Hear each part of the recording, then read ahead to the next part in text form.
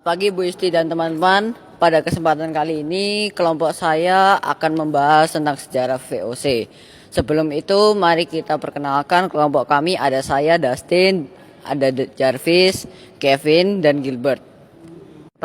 Yang pertama-tama adalah Belanda datang pertama kali ke Indonesia pada tanggal 22 Juni 1596. Mereka mendarat di Pelabuhan Banten setelah berlayar di lautan selama 14 bulan. Pada Belanda ini dipimpin oleh Cornelis de Houtman. Belanda datang ke Indonesia dengan keinginan menemukan jalur perdagangan rempah-rempah, sehingga mereka mengirim ekspedisi yang dipimpin oleh Cornelis de Houtman pada tahun 1592. Pada bulan April 1595, Belanda memulai pelayaran menuju Nusantara dengan 4 buah kapal yang dipimpin oleh Cornelis de Houtman. Dalam pelayarannya menuju ke timur, Belanda menempuh rute pantai barat Afrika, Tanjung Harapan, Samudra Hindia, Selat Sunda, sampai Banten. Berikut latar belakang didirikannya VOC adalah untuk menghindari terjadinya persaingan tidak sehat antar kongsi dagang yang berasal dari Belanda.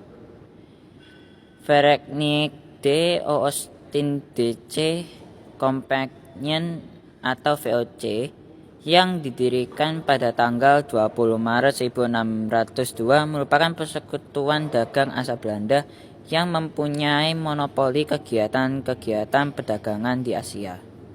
Berikut daftar Gubernur Jenderal VOC yang pertama hingga akhir. Gubernur Jenderal VOC yang pertama adalah Peter Both.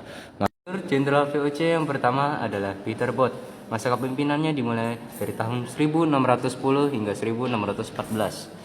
Yang kedua adalah Gubernur Jenderal VOC Gerard Reynis. Masa kepemimpinannya dimulai dari 1614 sampai 1615. Dan yang terakhir adalah Gubernur Jenderal VOC Lawrence Real.